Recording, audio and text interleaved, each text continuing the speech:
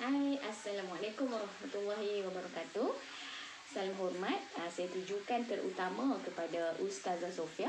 Seterusnya kepada rakan-rakan kumpulan saya, sahabat saya Farah Yasmin, Azima Yasmin, Nur Adila, Nur Intan Sakina, serta Nur Syamini. Dan seterusnya kepada seluruh rakan-rakan, semua rakan-rakan di Ijazah Sarjana Muda Komunikasi Antarpersonal semester kedua.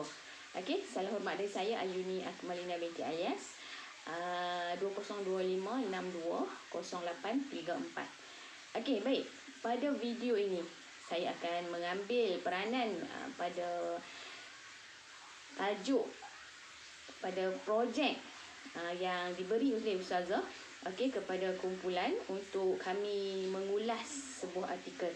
Jadi seperti yang dimaklumkan awal tadi oleh rakan-rakan pembentangan saya yang lain, penulis artikel ini yang mana karya yang kami pilih untuk kami ulas adalah daripada penulisan asal Al-Isfahani.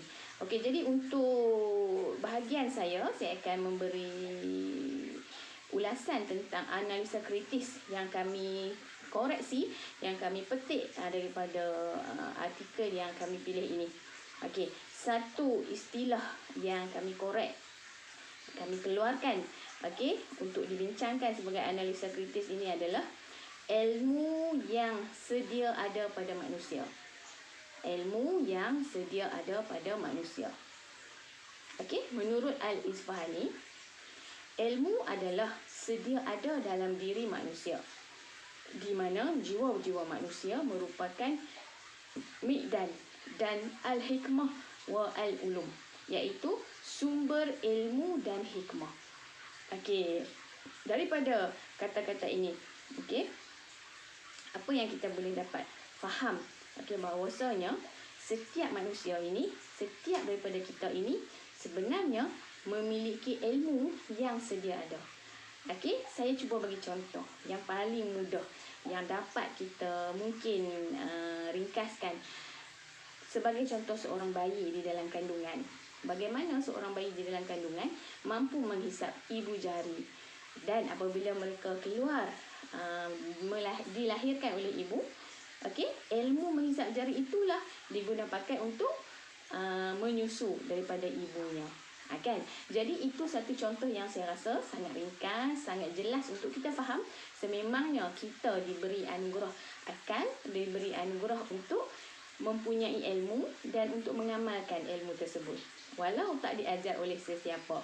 So itu yang saya yakin dan saya faham, yang boleh saya refleks daripada kenyataan yang dibuat oleh Al-Isfahani tentang ilmu yang sedia ada pada manusia. Sedikit lagi perkongsian daripada slide yang saya bentangkan ini. Manusia dan daya akliyah dari perspektif Islam dan teori Barat. Ilmu yang benar dan beramal dengan tepat. Isfahani mendefinisikan manusia dalam dua kedudukan, antara haiwan dan malaikat. Insan akan menyerupai haiwan dari segi syahwat atau nafsu dunia, manakala akan menyerupai malaikat pada daya rohani.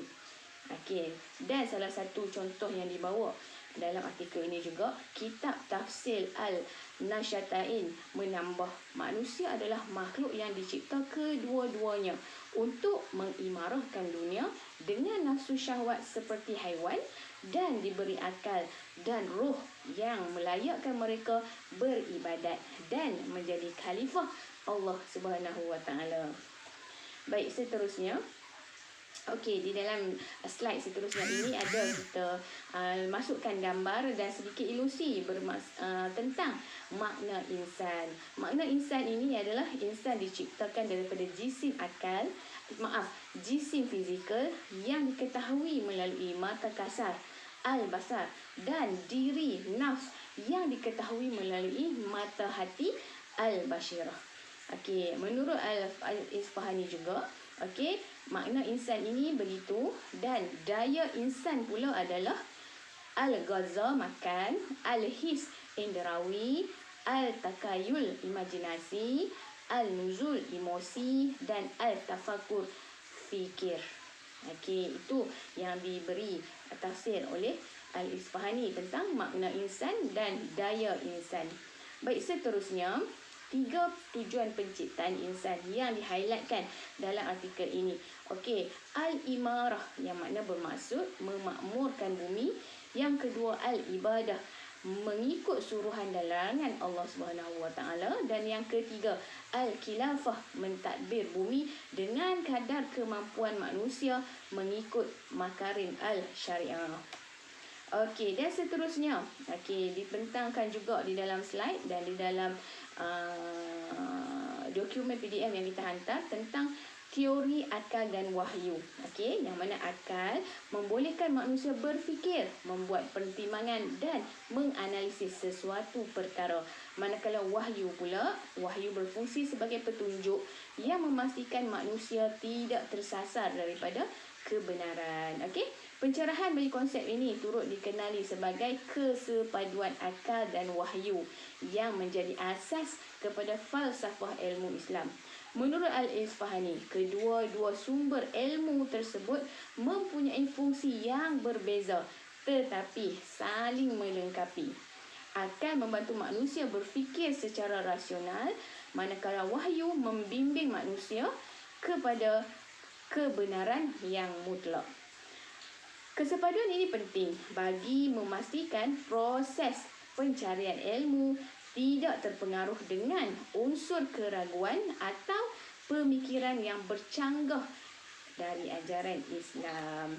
Baik, untuk pembincangan saya pada slide terakhir, okey, sedikit analisa kritis yang kita sama-sama bincangkan.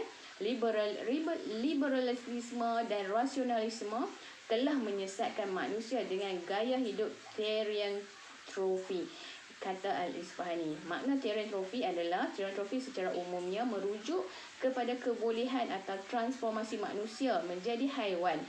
Perkataan ini berasal daripada bahasa Yunani lama, iaitu theron bermaksud haiwan liar dan anthropos bermaksud manusia. Okey, transformasi haiwan menjadi manusia. Maaf ya. Baik, seterusnya, golongan ini percaya bahawa secara rohani atau mental mereka berkait rapat dengan spesies haiwan tertentu dan mengamalkan gaya hidup seperti haiwan tersebut. Hal ini berlaku apabila manusia hanya menggunakan logik akal dalam mendalami sesuatu ilmu tanpa merujuk kepada orang yang lebih alim atau berilmu yang berpandukan wahyu. Okey, sekian dahulu pembentangan bagi pihak saya. Seterusnya oleh rakan-rakan saya pula. Sekian, terima kasih. Assalamualaikum warahmatullahi wabarakatuh.